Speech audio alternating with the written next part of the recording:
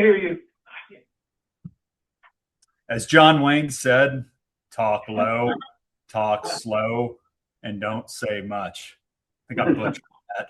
But I didn't know that John Wayne was a stutterer, Ed, and I had no idea of the real meaning behind that quote. I also didn't know that you were a stutterer. I didn't know that you could control it through breathing or through singing, which I think I'm looking forward to some songs from you at some point. I definitely didn't know that the science behind speech therapy was so new, and it's only been around maybe half a century. But more than anything else, I didn't realize how much you've overcome just to get to the point where you can get up in front of this group and deliver a speech like that.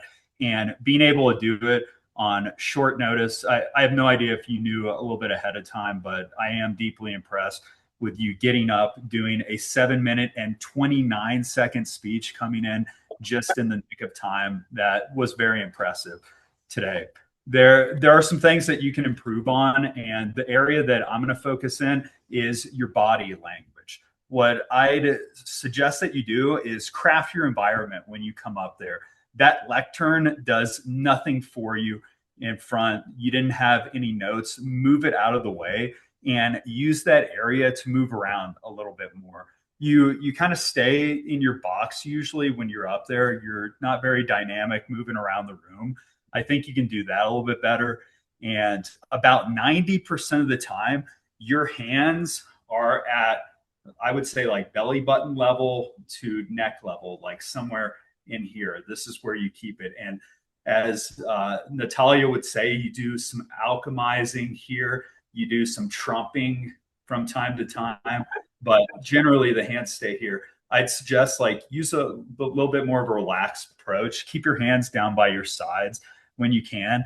And at one point, you put your hand in your pocket, which that can be really effective. It can be useful as a prop. It can be useful to show that you're relaxed.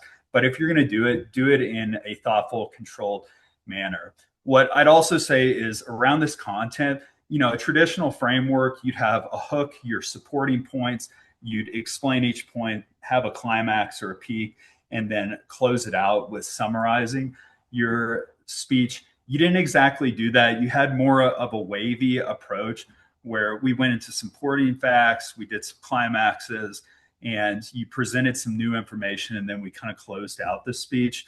What I'd suggest is pick an approach here. Make it a hero journey. It could be a moment of insight. It could be building awareness around stuttering, but pick an approach, stick to it, and really dig in.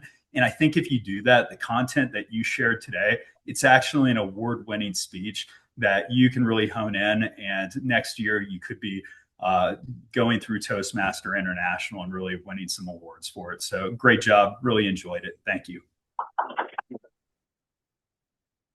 And then we have